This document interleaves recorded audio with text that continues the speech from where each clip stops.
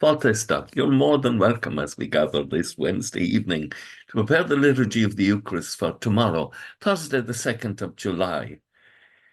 Now, we've no feast tomorrow, but what we have is the first reading is taken from the prophet Amos. Amos has come from the land of Judah, and he was taken from being a shepherd, and he goes now to Bethel in the land of Israel, and there he is proclaiming God's word. Now the priest, Amaziah, says to him, go away. He doesn't want him around, creating complications. And Amos says, look, I was a shepherd and I looked after sycamores, but it was the Lord who took me from herding the flock, and the Lord who said to me, go prophesy to my people. So Israel, listen to the word of the Lord. When we're called by God to do something, even if it's awkward, we should do it with joy, with hope, with trust in the Lord. The psalm tomorrow, the rule of the Lord is to be trusted. It gives wisdom to the simple. If we stay simple and humble, rather than getting puffed up with pride, it is very easy to use us. St. Peter has this phrase, the Lord always opposes the proud.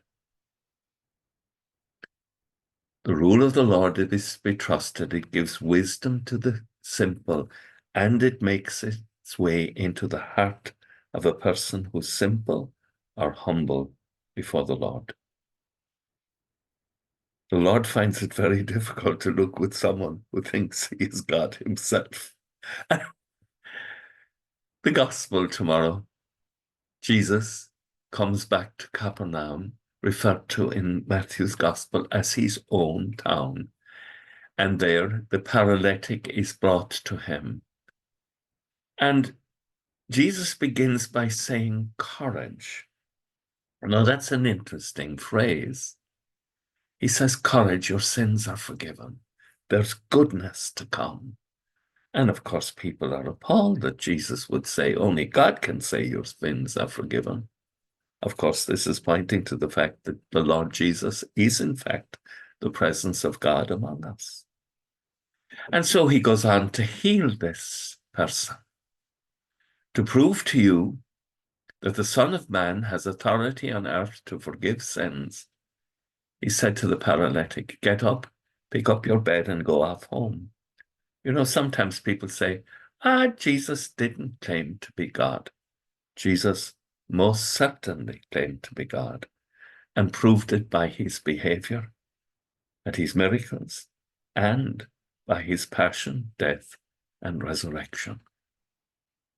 We can put our trust in him. Let us pray that we will be faithful, like Amos.